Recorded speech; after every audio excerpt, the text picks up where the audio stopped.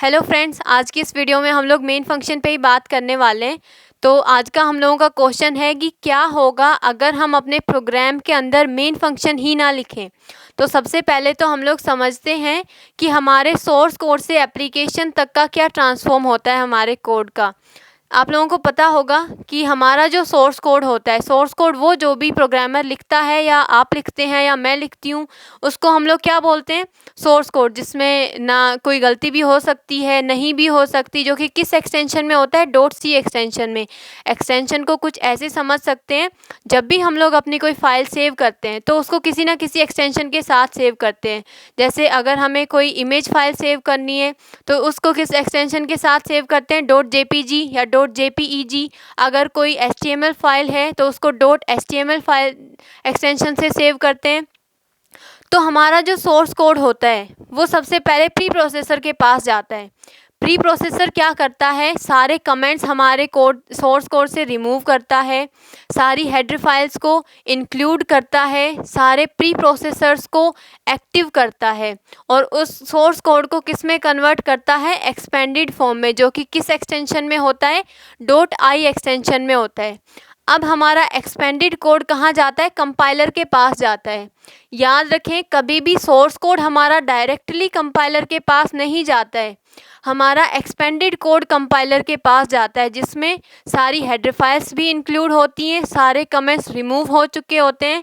अब कंपाइलर क्या करता है, एक्सपेंडेड कोड को चेक करता है। हमारा क्वेश्चन क्या था कि अगर हम लोग मेन फंक्शन ना लिखें, तो अगर मैं कोई मेन फंक्शन अपने प्रोग्राम के अंदर ना लिखूं, अगर मैं कोई भी एक स्टार्ट नाम से फंक्शन बना लूं, अगर मैंने सिर्फ एक स्टार्ट नाम से फंक्शन अपने प्रोग्राम के अंदर लिखा, कंपाइलर क्या करेगा, सिंटैक्सिस को चेक करेगा कि जो भी हम लोगों ने सिंटैक्सिस लिखे हैं, जो भी हम लोगों ने प्रोग्राम लिखा है, क्या वो सिंटैक्सिस को फॉलो करते हुए लिखा है। अगर सही से हम लोगों ने फॉलो करते हुए लिखा है सिंटैक्सिस को प्रोग्राम, तो कंपाइलर क्या करेगा, हमारे एक्सपेंडेड कोड को सक्सेसफुली कंपाइल कर देगा। अगर कोई भी एरर मिलता है, सिंटैक्स एरर, तो compiler compile time error generate करके दे देगा।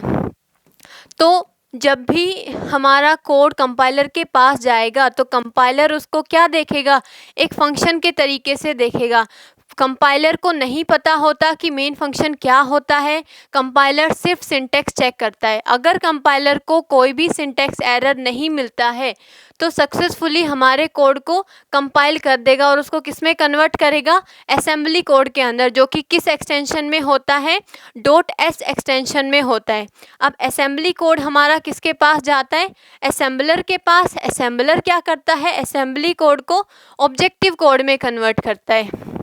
ऑब्जेक्टिव कोड में कैसे, कि ऑब्जेक्टिव कोड किस फॉर्म में होता है, हमारा बाइनरी फॉर्म में होता है, जो कि किस में होता है, 0 और 1 की फॉर्म में होता है। अब ऑब्जेक्टिव कोड अब हमारा जाता है लिंकर के पास में।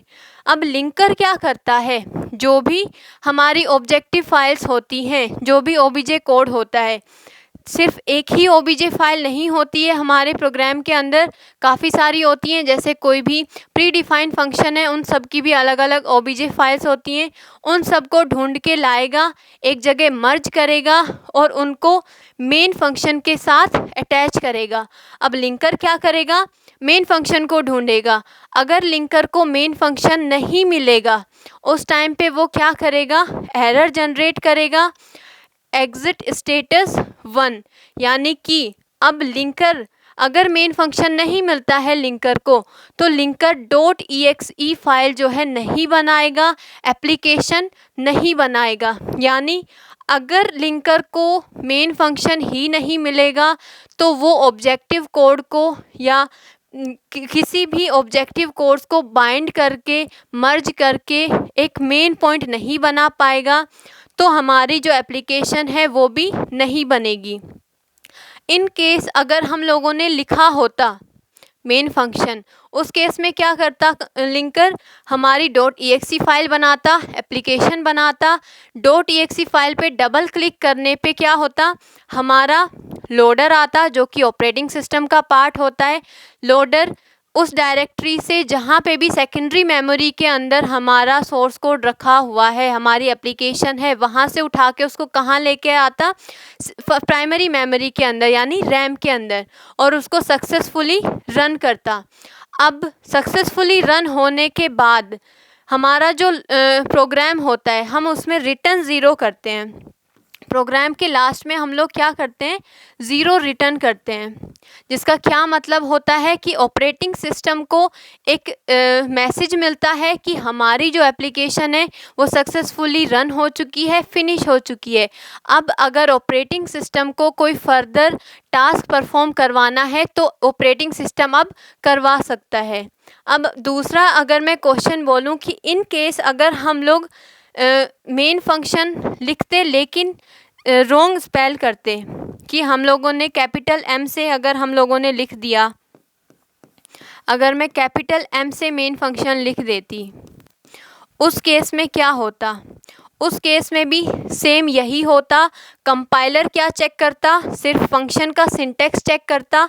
जब कंपाइलर को मेन फंक्शन मिलता तो कंपाइलर इसको क्या समझेगा, मेन फंक्शन नहीं पता है कंपाइलर को, कंपाइलर इसको क्या समझता, एक नॉर्मल फंक्शन, यानी सिर्फ सिंटैक्सिस चेक करता और उस तरीके से इसको सक्सेसफुली कंपाइल कर देता। लेकिन जब ये असेंबली कोड में कन्वर्ट होता, ऑब्जेक्टिव कोड में कन्वर्ट होता, उसके बाद लिंकर के पास जब पहुंचता तो लिंकर क्या सर्च करता, मेन फंक्शन, और लिंकर को मेन फंक्शन नहीं मिलता तो हमारी .exe फाइल जो है वो नहीं बनती।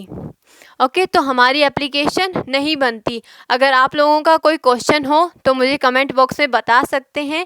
Thanks for watching my video. Happy coding.